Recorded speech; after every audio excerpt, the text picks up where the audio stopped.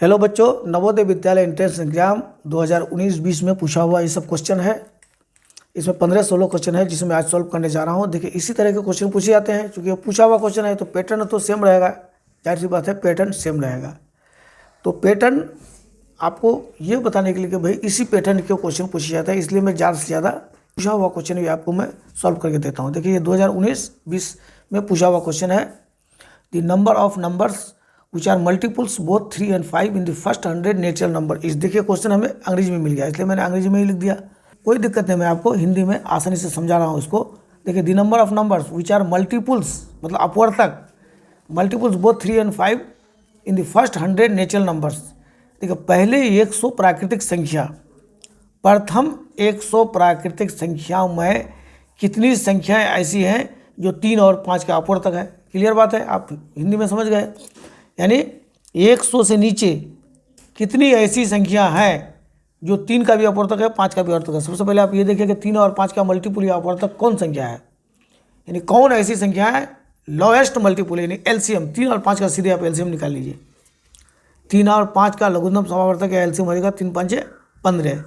इसका मतलब 15 एक ऐसी संख्या है जो 3 का भी अपवर्तक है, 5 का भी अपवर्तक है। कितना है? 3 गुना 5 बराबर 15। ये 3 का भी अपवर्तक है, 5 का भी अपवर्तक है। तो 100 से नीचे कितनी ऐसी संख्या है? 15, 15 30, 15 45, 15 चौक 60, 15 5 75 और 15 छः 90, 15 7 105 आगे बढ़ रहा है। इसका मतलब है कि 1 2 3 4 5 6, 15 छः 90 सीधे, यानी 6 संख्या ऐसी है जो 3 और 5 का अपवर्तक है। इसका मतलब ये डी नंबर उत्तर आपका सही है। देखिए, आप अगला क्वेश्चन में हम चलते हैं। अगला क्वेश्चन क्या है? देखिए, which of the following statement is correct. निम्न में से कौन सा कथन सत्य है? 0 is an odd number, 0 odd number है। 0 इज एन इवन नंबर, यानी 0 ओड नंबर मतलब विषम संख्या है। कहता है कि 0 विषम संख्या है। 0 इज एन इवन नंबर, 0 सम संख्या है। 0 इज ए प्राइम नंबर, 0 अभाज्य संख्या है। 0 is neither odd number not even number, 0 ना विषम संख्या है ना सम संख्या है। तो बोलिए इसमें से कौन सा कथन सही है? देखिए, आपको एक एक करके मैं समझा रहा हूँ। 0 ओड नंबर, ओड नंबर नहीं है भाई, क्योंकि ओड नंबर जो होता है वो होता है 1 3 5 7, इस तरह से होता है ओड नंबर। अच्छा, 0 इवन नंबर, इवन नंबर होता है 2 4 6 8, इस तरह से होता है इवन नंबर। तो 0 तो इसमें आ नहीं रहा है। प्राइम नंबर, प्राइम नंबर का क्या होता है? देखिए, 2 5 3 5 7 9 नहीं 10 नहीं 11, इसी तरह से होता है prime number. Neither prime number nor even number, ये कुछ नहीं है। ये ना ओड नंबर है ना इवन नंबर है। तो ये इसका उत्तर सही है। क्वेश्चन नंबर 3 में देखते हैं। If a man travels at a speed of 30 kilometre per hour, he reaches his destination 10 minutes late. And if he travels at a speed of 42 kilometre per hour, he reaches his destination 10 minutes early. The distance travelled is. कितनी दूरी उसने तय किया? मतलब question क्या कह रहा है कि अगर कोई आदमी 30 किलोमीटर पर घंटा के चाल से यानी स्पीड से अपना जो गंतव्य स्थान है, डेस्टिनेशन, अपनी मंजिल, वहाँ तक पहुँचता है तो वो 10 मिनट लेट पहुँचता है। अगर वही दूरी वो 42 किलोमीटर पर घंटा के चाल से यदि जा रहा है तो 10 मिनट पहले पहुँच जाता है। तो कहा है कि भाई वो कितनी दूरी, इस बीच में दूरी कितनी है, दूरी निकालना है आपको। तो दूरी तो आपको पता नहीं, सीधे दूरी को आप मान लीजिए x। चलिए हम इसको सॉल्व करते हैं। माना कि दूरी यानी डेस्टिनेशन की दूरी, गंतव्य स्थान की दूरी x किलोमीटर हम मान लेते हैं। चलिए, तो समय निकाल लेते हैं। समय कितना लगा? देखिए, यहाँ 30 किलोमीटर के हिसाब से जा रहा है तो कितना समय लगा? समय बराबर क्या होता है? समय बराबर होता है दूरी बटे चाल। दूरी है x और चाल है यहाँ कितना? 30 किलोमीटर। ये हो गया घंटा, इतना घंटा हो गया समय। अच्छा, फिर 42 किलोमीटर हिसाब से जा रहा है। देखिए, अब स्पीड बढ़ा रहा है वो, तो फिर समय कितना लगा? समय तो यहाँ भी उतना ही लगा। समय यहाँ कितना लगा? समय यहाँ लगता है फिर वही दूरी बटे चाल। यहाँ हो जाएगा x बटे दूरी तो वही है x, और चाल यहाँ पर 42 किलोमीटर पर आवर यानी 42। तो x बटे 42 हो गया, ये हो गया घंटा। देखिए, यहाँ पर x बटे 30 घंटा लगा, यहाँ पर x बटे 42 घंटा लगा। x बटे 30, x बटे 40। अब देखिए कहाँ पर समय कम लगा, यहाँ ध्यान दीजिए। x 42, यहाँ समय कम लगा है, यहाँ समय अधिक लगा। क्योंकि ये 30 किलोमीटर की चाल से जाता है, चाल बढ़ा दिया अपना, चाल बढ़ा दी तो समय कम लगा। यहाँ वो क्या करता है? 10 मिनट लेट पहुँचता है, यहाँ 10 मिनट बिफोर पहुँचता है। सबसे पहले आप यहाँ कीजिए, इसको इससे घटा दीजिए आप। देखिए x माइनस 30 प्रश्न अनुसार कर देते हैं हम। देखिए प्रश्न अनुसार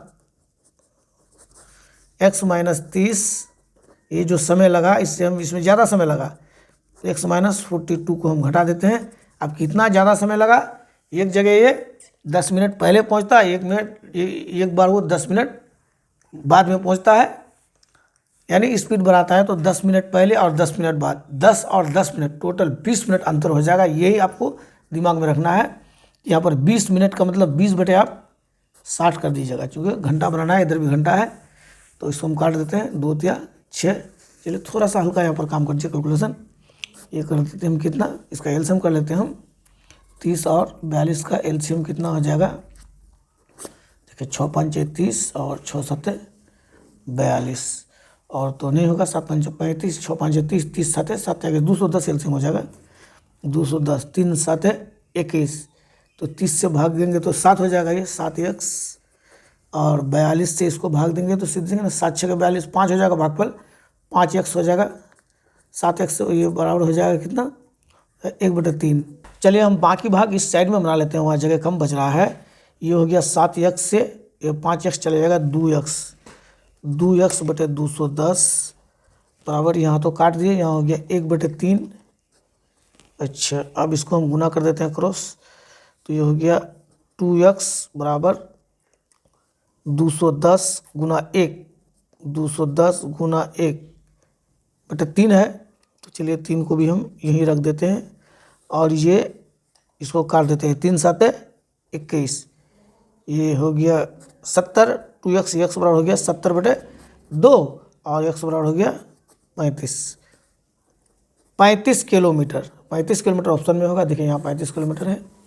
4 नंबर में क्वेश्चन है, what sum will amount to ₹6,600 in 4 years at 8% per annum simple interest, यानी कौन सी राशि 4 साल में 8% वार्षिक साधारण ब्याज की दर से 6600 रुपये हो जाएगी। देखिए थोड़ा सा ध्यान दीजिए, तो बहुत आसान है। देखिए ये है कौन सी राशि, पी आपको निकालना है, ये मतलब मिश्र धन दिया हुआ है 6600, ये देखिए कहता है कि 4 साल में 6600 रुपया हो रहा है, इसका मतलब ये मिश्र धन में ब्याज मिला हुआ है। अच्छा टी दिया हुआ है आपका कितना है, 4 साल 4 ईयर्स, ये भी दिया हुआ है। अच्छा आर दिया हुआ है 8% वार्षिक, सब कुछ दिया हुआ है। आपको निकालना क्या है, मूलधन निकालना है। तो आप क्या निकालेंगे, मूलधन निकालने के लिए आपको करना क्या है, देखिए ये 2 तरीके से आप निकाल सकते हैं। या तो आप सीधा मूलधन को पी ही रहने दीजिए और इस तरह से बना लीजिए आप कितना हो रहा है। देखिए दूसरा, आप मूलधन को 100 मान के भी बना सकते हैं, तो जैसे भी आपको आसानी लगे उस तरह से आप बना सकते हैं। देखिए मूलधन यदि पी ही रहता है तो सबसे पहले हम इसका ब्याज निकाल देंगे, तो ब्याज कितना हो जाएगा मेरा, पी गुना टी गुना आर बटे 100, तो पी का मान तो बैठेगा नहीं, टी और आर का मान बैठ जाएगा। चलिए वही हम बना रहे हैं यहाँ पर सीधे, क्या इतना लंबा समय बर्बाद करना। देखिए समय बर्बाद करने से बेहतर है कि सीधे बना लेते हैं। तो हम आई निकाल लेते हैं, यानी ब्याज निकाल लेते हैं। ब्याज पी टी आर बटे 100, यानी मूलधन गुना समय गुना दर बटे 100 ये होता है। अच्छा मूलधन कितना है, मूलधन मालूम नहीं है, टी है 4 साल और आर है 8% वार्षिक बटे 100। चलिए इसको आप छोटा भी कर सकते हैं काट करके, 4 25 को फ़ायदा नहीं, 8 चौक 32, सीधे सीधे रहना दीजिए, 32 पी बटे 100 ये हो गया ब्याज। तो अब मिश्र धन निकाल दीजिए, यानी ये निकाल देते हैं हम, ये का मतलब ये आई हो गया, अब मिश्र धन ये निकाल देते हैं। ये हो गया, पहले से मूलधन है पी प्लस अभी जो ब्याज निकला ब्याज उसमें जोड़ देंगे, ये बराबर होता है पी प्लस आई, यानी मूलधन प्लस ब्याज। तो पी निकल गया 32 पी बटे 100 प्लस आई सॉरी ये तो आई निकल गया, और पी कितना है, पी हमारे पास पी है, पी का मान हमने कुछ नहीं बैठाया है। चलिए इसको जोड़ देते हैं, ये 100 हो गया, 32 पी प्लस देखिए ये 100 पी हो जाएगा। अब कितना है 132 पी, 132 पी बटे 100 ये हो गया क्या, मिश्र धन। लेकिन मिश्र धन आपका दिया हुआ है यहाँ पर कितना, 6600। चलिए 132 पी बटे 100 बराबर 6600, यहाँ कर सकते हैं आप प्रश्न अनुसार। चलिए 6600 हो गया, इसको आप सॉल्व कर दीजिए, आंसर मिल जाएगा। 132 P बराबर 6600 गुना 100। अच्छा P बराबर ये हो गया 6600 गुना 100 बटे 132। चलिए इसको आप काट दीजिए, आंसर मिल जाएगा। 11 के 11 2 11 दूनी 22, फिर 11 छके 11 छः 66 और 2 जीरो बढ़ा देते हैं। ये 12 से फिर काट देते हैं, 12 पंचे 60, 1 जीरो बढ़ गया 50, 50 पर 2 जीरो, 50 पर 2 जीरो यानी 5000 रुपया, ये मूलधन निकल गया। यही आंसर होगा। देखिए क्वेश्चन नंबर 5 में है 5045 ग्राम इज इक्वल टू 5045 ग्राम किसके कितना के बराबर है। सीधे सबसे पहले इसको देखिए, 1000 ग्राम बराबर 1 किलोग्राम होता है, आप जानते हैं। तो 1000 ग्राम बराबर 1 किलोग्राम, तो हम क्या करते हैं, इसको हम किलोग्राम में बदल देते हैं। 5045 इसको हम 1000 से भाग दे देंगे तो ये किलोग्राम में बदल जाएगा। 1000 से भाग देंगे तो देखिए ये 3 जीरो है, तो दशमलव में कहाँ आके पड़ेगा। हम बताएं कि किसी भी संख्या का अंतिम में यहाँ पर दशमलव छुपा रहता है। 3 जीरो जब हम यहाँ से हटाएंगे तो ये दशमलव 3 स्थान बाई आएगा, 1 2 3 यहाँ आ जाएगा, हो जाएगा 5.045। इसका मतलब 5 किलोग्राम और 0.45 ग्राम, ये इसका उत्तर हो जाएगा। उत्तर कितना ऑप्शन में हो जाएगा, बराबर 5 किलोग्राम और 45 ग्राम केवल होगा। देखिए 45 ग्राम कहाँ उत्तर है, देखिए 5 किलोग्राम, ये बी नंबर, ये उत्तर हो जाएगा 45 ग्राम, चूँकि आगे में जीरो है। चलिए क्वेश्चन नंबर 6 में हम लोग चलते हैं। क्वेश्चन नंबर 6 में क्या दिया हुआ है, how many rectangular slabs of 10 centimetre into 8 centimetre are required to cover the floor of a hall 12 metre गुना। देखिए एक हॉल है, चलिए ये हॉल है, ये है 12 मीटर और इधर से है 10 मीटर, 12 मीटर और 10 मीटर है। चलिए इसमें स्लैब्स को की ज़रूरत पड़ेगी, स्लैब्स बैठाना है। तो स्लैब का आकार कितना है, वो दिया हुआ है 10 सेंटीमीटर, 10 सेंटीमीटर और गुना 8 सेंटीमीटर, ये स्लैब है। यानी 10 गुना 8, 10 गुना 8, 10 गुना 8 का इस तरह से इसमें बैठाना है। तो यहाँ पर 10 गुना 8 सेंटीमीटर है और यहाँ पर कितना है, 12 मीटर और 10 मीटर उस हॉल का साइज है। तो संख्या निकालना है, तो सीधे क्या करेंगे आप, इस क्षेत्रफल से उस क्षेत्रफल को भाग दे देंगे, सीधे आंसर निकालते हैं शॉर्ट में। देखिए हॉल का आकार है 12 मीटर, 12 मीटर गुना 10 मीटर है, तो 12 को यहाँ भी सेंटीमीटर बना दीजिए आप सीधे, 1200 सेंटीमीटर गुना 10 मीटर है तो 1000 सेंटीमीटर बन गया, और भाग दे दीजिए वो स्लैब यानी 10 गुना 8 से, 10 गुना 8 से भाग दे दीजिए, सीधे आंसर निकाल दीजिए। चलिए 0 0 ये ख़त्म हो गया। चलिए 8 से उसको हम भाग दे देते हैं, ये हो गया 8 1 8 4 40, 8 पंचे 40, 150 हो गया। तो 150 और यहाँ पर 2 जीरो आके बैठ जाएगा, 100 का 2 जीरो, 15,000 स्लैब। चलिए यही आंसर हो जाएगा 15,000। देखिए उत्तर में यहाँ पर 15,000। देखिए 7 नंबर में, what is the sum of place value of 5 in the number 5,84,356, ये है। तो इसमें जो है 5 का प्लेस वैल्यू क्या कहता है, place value of 5 in the number इतना। तो 5 दो जगह, देखिए यहाँ पर भी 5 है, यहाँ पर दोनों का प्लेस वैल्यू मतलब स्थानीय मान, स्थानीय मान का योग कितना होगा। तो देखिए 5 का स्थानीय मान पहले देखिए कितना होगा, ये पहला वाला 5 का, इस 5 का स्थानीय मान, 5 के बाद कितनी संख्या है, कितना अंक है, 1 2 3 4 5, तो 5 जीरो बैठा दीजिए, ये 5 का स्थानीय मान यानी प्लेस वैल्यू हो गया। अब इस 5 का प्लेस वैल्यू कितना हो गया, 5 के बाद ये अंक है तो 50 हो गया, ये 5 पर 1 जीरो, दोनों को जोड़ दीजिएगा तो क्या होगा, ये हो जाएगा 5, 3 जीरो इधर हो गया, यहाँ 5 हो गया जीरो, यानी 5,50,000 हो जाएगा। तो देखिए 5,50,000 हम यहाँ लिख देते हैं, 5,50,000 ये हो जाएगा। उत्तर में मिलान कर लीजिए, 5,50,000 ये उत्तर में मिलान हो जाएगा। देखिए चलिए यानी दोनों प्लेस वैल्यू को जोड़ देना है, इसमें कुछ नहीं है। अगला क्वेश्चन में हम लोग चलते हैं। अगला क्वेश्चन 8 नंबर में है, 2 solid cubes of size 10 centimeter each are joined into in what is the volume resulting cuboid। देखिए 2 सॉलिड क्यूब है, तो क्यूब दोनों को हम बना लेते हैं। यहाँ पर देखिए एक मान लेते हैं कि ये क्यूब है, चलिए एक और क्यूब है, ये दोनों बराबर है, दोनों कितना साइज का है, 10 सेंटीमीटर का है, यहाँ दिया हुआ है 2 सॉलिड क्यूब्स 10 सेंटीमीटर ईच। तो क्यूब क्या होता है, इसका लंबाई चौड़ाई ऊंचाई बराबर होता है। ये 10 10 10 10 करके सब है। क्यूब का मतलब है कि लंबाई चौड़ाई ऊंचाई तीनों बराबर हो। अच्छा, दोनों को मिला दिया गया है, तो दोनों को मिला देते हैं हम यहाँ पर। चलिए यहाँ मिला दिए दोनों को, फिगर में थोड़ा ध्यान दीजिएगा। चलिए यहाँ मिला देते हैं दोनों को हम। ये जॉइंट है, इसका मान लेते हैं यहाँ पर जॉइंट है। ये दोनों क्यूब को आगे ला के मिला दिए।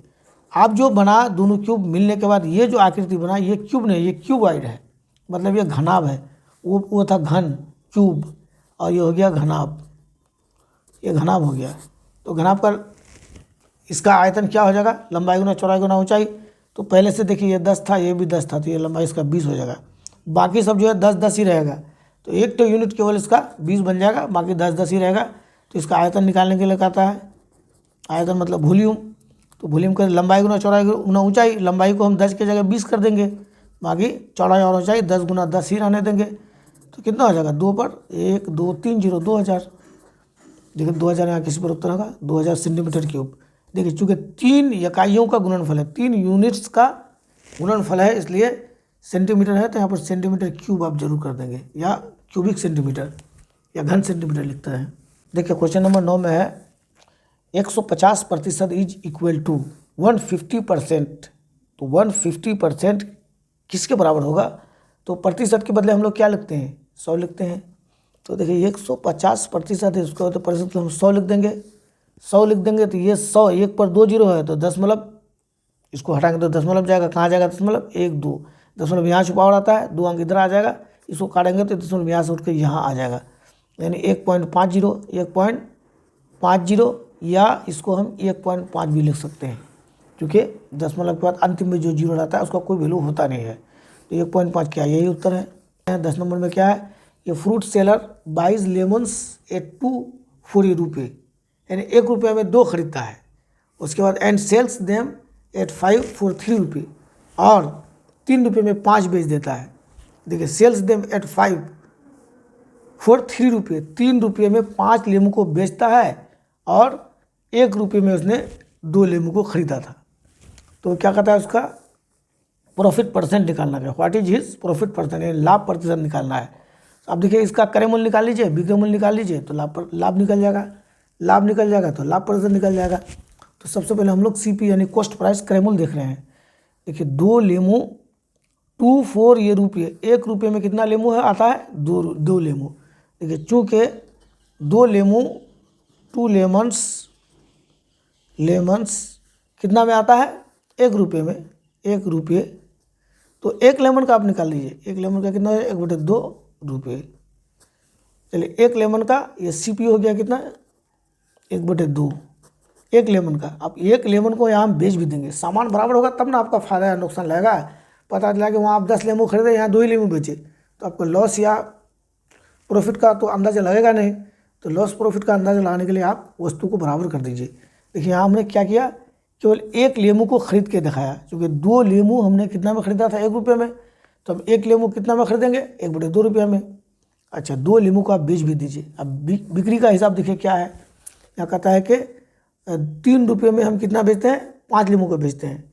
चूँकि 5 लेमन्स CP है कितना, 3, 5 लेमू का बिक्री है कितना, 3, इसलिए 1 ही लेमू को आप बेच दीजिए। 1 लेमू का कितना हो जाएगा, 3/5। तो ये SP बिक्री का मतलब SP, 1 लेमू का बिक्री कितना हो गया, 3/5, ये रुपये में चल रहा है। तो देखिए खरीद मिल गया, अब बिक्री मिल गया। अब इसका आप क्या निकाल लीजिए, लाभ निकाल लीजिए, तब लाभ परसेंट निकल जाएगा। लाभ मतलब प्रॉफिट निकाल रहे हैं। तो 3/5 घटा 1/2। चलिए हमने बिक्री से खरीद को घटा दिया, तो हमें लाभ प्राप्त हो जाएगा। तो चलिए इसको हम LCM करके गुना करते हैं, 5 दूनी 10 हो गया, 5 दूनी 10, 2 तिया 6 माइनस 2 5 10, यहाँ 5 बराबर हो गया 1/10, 1/10। ये 1/10 क्या हो गया, प्रॉफिट हो गया। तो प्रॉफिट परसेंट यानी गेन परसेंट या प्रॉफिट परसेंट जो भी कहिए, इसको हिंदी में लाभ परसेंट भी कहा जाता है। गेन परसेंट, गेन गुना 100, 1/10 गुना 100 बटे CP क्रय मूल्य, क्रय मूल्य कितना है, 1/2 है। तो 1/2 जो यहाँ हम लिखेंगे तो 1/2, ये 2 ऊपर चले आएगा और यहाँ पर केवल 1 रहेगा। तो अब इसको हम काट देते हैं, 0 0 काट देते हैं, 10 दूनी 20%। 20% देखिए कहीं पर उत्तर होगा। Question 11, which of the following numbers is divisible by 3, 4, 5 and 6? यानी कौन ऐसी संख्या है जो 3, 4, 5 और 6 से विभाजित है। 3, 4, 5, 6 का अपवर्तक निकालना है आपको, अपवर्तक। तो देखिए इसका सबसे पहले आप लघुत्तम समापवर्तक निकाल लीजिए, यानी एलसीएम निकाल लीजिए 3, 4, 5 और 6 का। तो देखिए इसका हम एक तरीका शॉर्ट इससे पहले वाला भी हिसाब में बताए हैं कि जो संख्या इसमें से बड़ी है उसका पहले आप पहाड़ा पढ़िए। 6 के 6, 6 दूनी 12, 6 ते 18, 6 चौक 24। देखिए 24 ये तीनों संख्या से भाग नहीं लग रहा है। 6 5 30, 30 भी नहीं लग रहा है, 4 से नहीं लग रहा है, 30, 5 से तो लग रहा है। 6 के 6, 6 7 6 8 6 9 54, कहता है 60। देखिए 60, देखिए 60 एक ऐसी संख्या है जो 12 5 60, 5 से भी विभाजित है, 6 से भी विभाजित है, 4 से भी विभाजित है, 15 चौक 60 और 3 से भी विभाजित है, 20 3 60। इसका मतलब वो संख्या क्या है, 60 है। देखिए सीधे 60, या ये तीनों का एलसीएम निकाल लीजिए चारों का, जैसे आप कीजिए। अगर 60 नहीं होता, यहाँ तो आपको एलसीएम यानी लोएस्ट मल्टीपुल का नहीं, आपको मल्टीपुल का है, डिविजिबल का है, तो आप 60 के स्थान पर 120 भी हो सकता था। Question 12, there are 500 eggs in a box. 3/25 got broken. 4/5 of the remaining eggs were sold. The number of eggs left is. देखिए इसको थोड़ा हिंदी में बढ़िया से समझ लीजिए कि 500 अंडे हैं, किसी बक्सा में कितना अंडे हैं, 500 अंडे हैं। 500 अंडे में 3/25 भाग अंडा टूट जाता है। तो पहले देखिए टूटा हुआ कितना है वो देख लेते हैं, सोल्यूशन हम करते हैं। टोटल अंडा है हमारे पास कितना बॉक्स में, 500। इसमें टूट जाता है कितना, 3/25। चलिए इसको काट देते हैं हम सीधे। 25 दूनी 50, 1 0 20, 20 60। देखिए 60 अंडा टूट जाता है। 3/25 भाग टूटने का मतलब 500 का 3/25 बराबर 60 अंडा। तो रेस्ट कितना बचा, यानी शेष अंडा कितना बचा, शेष बच गया अंडा था 500 और टूट गया 60, बच गया 440। 440 और 60 हो जाएगा 500। तो 440 अंडा हमारे पास बच गया, क्योंकि बाकी अंडा हमारे पास टूटा हुआ है। तो अब देखिए 4/5 ऑफ द रिमेनिंग, यानी जो बच गया उसका 4/5 बेच दिया गया। वी आर सोल्ड मतलब बेच दिया गया।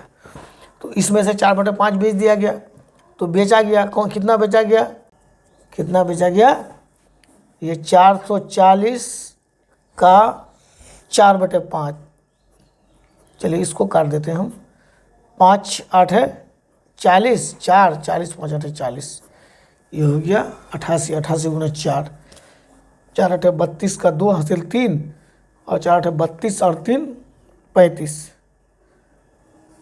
352 अंडा बेच दिया गया। अब बचा कितना मेरे पास भाई, 440 में 352 बेच दिए, तो हम रिमेनिंग अंडा को निकाल लेते हैं। रिमेनिंग एग्स यानी बचा हुआ अंडा, ये बराबर हो गया 440। इसमें हम घटा देते हैं कितना, 352 को। 352 यही घटा देते हैं, 10 से 2 चला गया, 8 बच गया, यहाँ हो गया 3, 13 से 5 चला गया, 8 बच गया और ये खत्म, यानी 88 हो गया। देखिए 88 इसमें उत्तर में होगा कहीं पर, ये 88 है। चलिए अब हम लोग अगला क्वेश्चन में चलते हैं, क्वेश्चन नंबर 14। क्वेश्चन नंबर 14 में देखिए क्या है, 5 minutes past 3 in the afternoon is written as, यानी 5 minutes past 3 का मतलब हो गया 3:05। इसको हम लोग कैसे लिखेंगे, 3:05 ऐसे लिखेंगे हम देखिए कभी भी 3:50 नहीं लिखेंगे, क्योंकि इस तरह से लिखने से ये 3:50 हो जाएगा। 3:05 का मतलब आगे में 0 देना होगा। देखिए कहीं पर होगा ऑप्शन, यहाँ पर उत्तर है 3, यहाँ पर 2 है 05, ये आंसर हो जाएगा आपका। 15 नंबर का क्वेश्चन है, the difference between the greatest and the smallest 5 digit numbers from the digits 0, 3, 6, 7 and 9 written without repetition is. देखिए ये सब अंक है, क्या है, 0 है, 0 3, 6, 7 और 9 को बिना दोहराए हुए सबसे बड़ी संख्या बनाइए और सबसे छोटी संख्या बनाइए। बना करके क्या करने के लिए कहता है, घटाने के लिए कहता है, डिफरेंस। तो चलिए हम सबसे बड़ी संख्या पहले बना लेते हैं। सबसे बड़ी संख्या मतलब जो सबसे बड़ा अंक है उससे शुरू करना होगा। हम 9 से शुरू करते हैं।